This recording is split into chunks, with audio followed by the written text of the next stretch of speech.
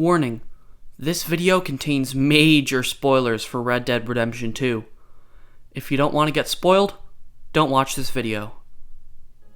Welcome to What's in a Villain, where we talk about great villains and what makes them great. So, I just recently finished Red Dead Redemption 2. I was never a big fan of Rockstar in the past, but this game totally changed my mind. I loved every minute of this game. From its great narrative to its amazing characters, this game managed to make me feel many emotions. This would not have been possible if it weren't for my favorite character in the game, our main villain, Micah Bell. I love villains that can legitimately get me pissed off, and Micah managed to fill that role perfectly. He's such an asshole, you just can't help but hate him. In this video, I'm going to explain how Micah manages to piss off the player and be a great villain.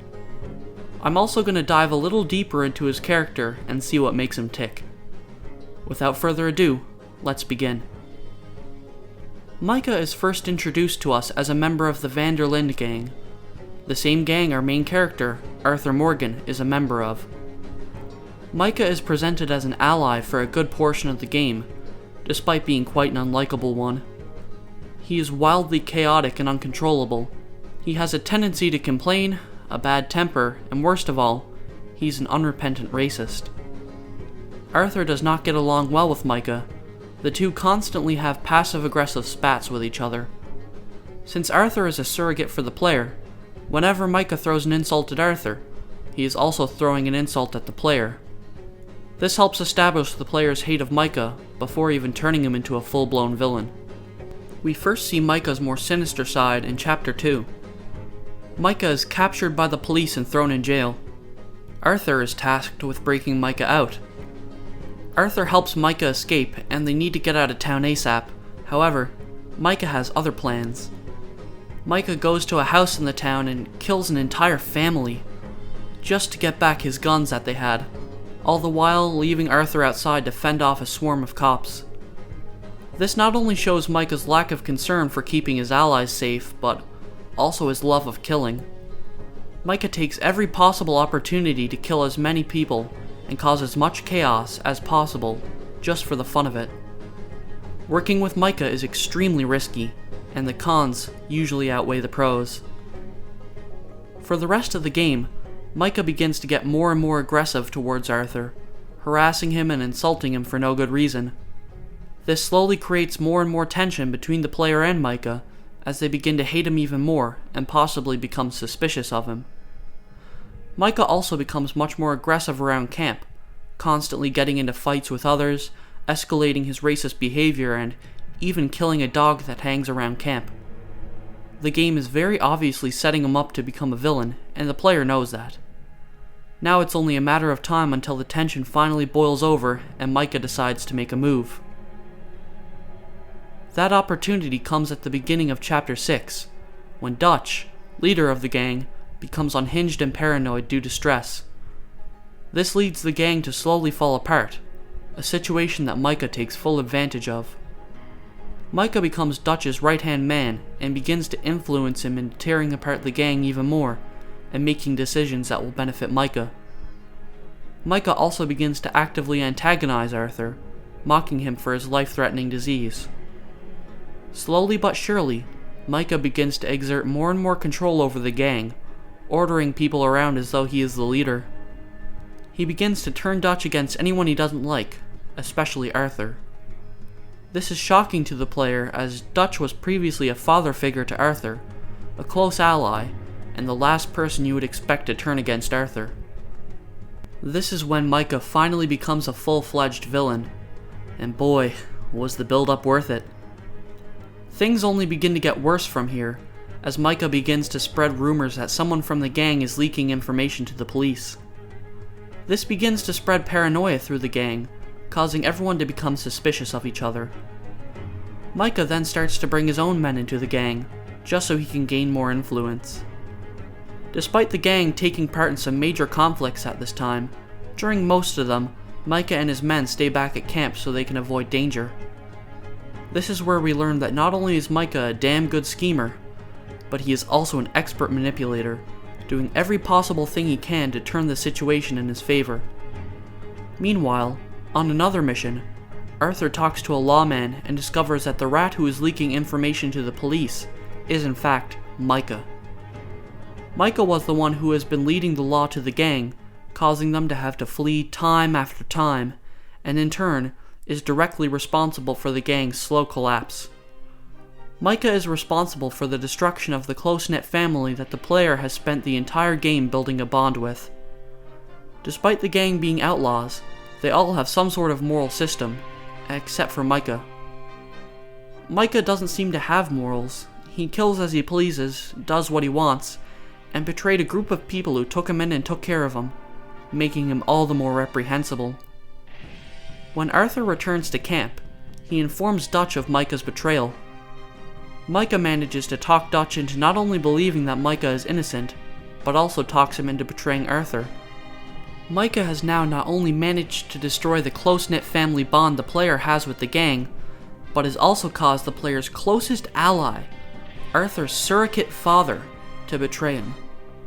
But don't worry, he's about to take a lot more from the player, and becomes one of the most hateable villains I've ever seen. In the climax of the game, Arthur finally faces off against Micah. The two have a brutal brawl, and just when you are about to win, the game does the unthinkable. Micah kills Arthur. That's right, no matter what ending you get, Micah always kills Arthur, and just to rub some salt in the wound, he gets away with it. For now. Micah has finally taken everything he can from the player. He has taken your family, your allies, and finally, he has taken your surrogate. The player gets their chance at revenge in the epilogue, where you play as John Marston, a former member of the gang and Arthur's best friend. John manages to track down Micah after hearing that he had killed a little girl and her family. The player finally confronts Micah after a long, hard battle up a mountain. At first, Micah does not want to fight John. He instead offers John a place in his gang. John refuses, and a shootout between the two begins. When you finally defeat Micah, the game lets you have the best revenge possible by letting you unload your entire clip into him. This revenge is made all the sweeter by the fact that you can wear Arthur's hat for this mission. Micah's death is so satisfying it's crazy. It's one of the best defeats I've seen in a video game. Now that we're done talking about how Micah affects the player, let's talk about his character. When talking about Micah's character, we must first talk about his upbringing, since I feel it is very important in helping us figure out why he does what he does.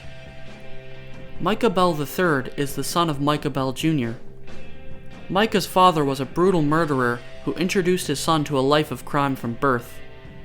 On one particular occasion, Micah and his father participated in an especially disturbing murder, where they slit the throats of two people and hung them from the rafters. This explains a lot about why Micah has no problem with killing people. He was born into a life of crime. He was never taught that killing and theft are wrong. In fact, judging by his childhood, these activities were most likely encouraged. It also explains why Micah is so quick to tear apart the gang when it benefits him. Micah never grew up with a proper family, nor does he really care about having one. Thus, when the time arises, he betrays the gang. Micah seems to have this strange obsession with strength and survival. He has an almost Darwinist worldview. He claims that in this world there are only two types of people, the strong and the weak. Micah's system of right and wrong is instead replaced with strong and weak. The strong are right, and the weak are wrong. Micah believes that he is of the strong, and thus has the right to kill the weak. This is seen during his camp interactions with Uncle, where he suggests that the gang should kill him because he is not a survivor, yet he is somehow surviving.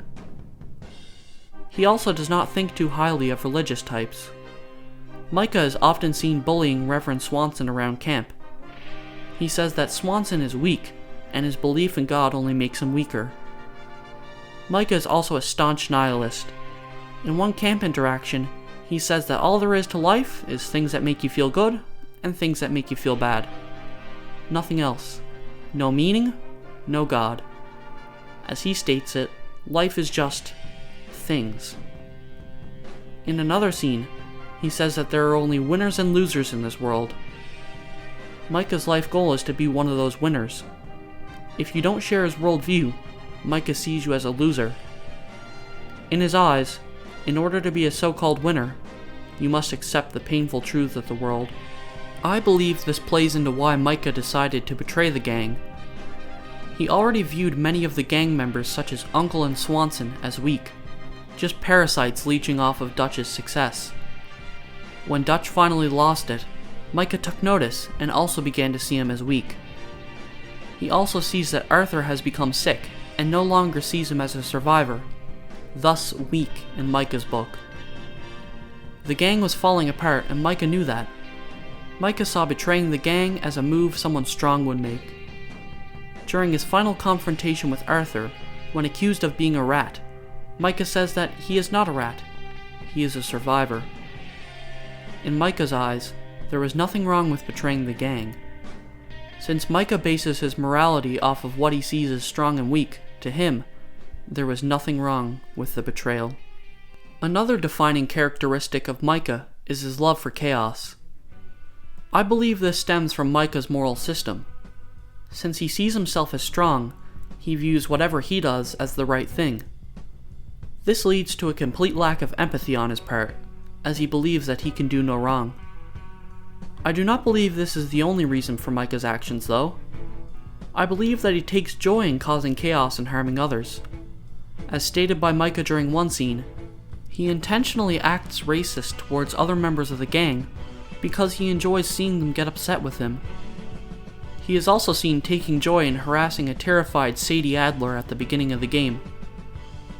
I believe Micah is a full-on sadist, who enjoys hurting and killing others, no matter how innocent they are. Another thing I find really interesting about Micah is his death. During his confrontation with John, he takes Sadie hostage. Dutch shows up and a standoff occurs. Dutch betrays Micah and shoots him. Despite being shot by his ally, Micah simply laughs and shakes it off. He is then shot a few more times by John. Again, Micah simply laughs it off, walks a few steps, shrugs his shoulders, and then dies. I believe that Micah realizes the irony of his situation. He has been betrayed by the man whose gang he betrayed. Micah realizes that he has finally lost his so-called game. He has finally become one of those losers he hates so much. Yet he does not seem to be bothered by it. In fact, he takes humor in it.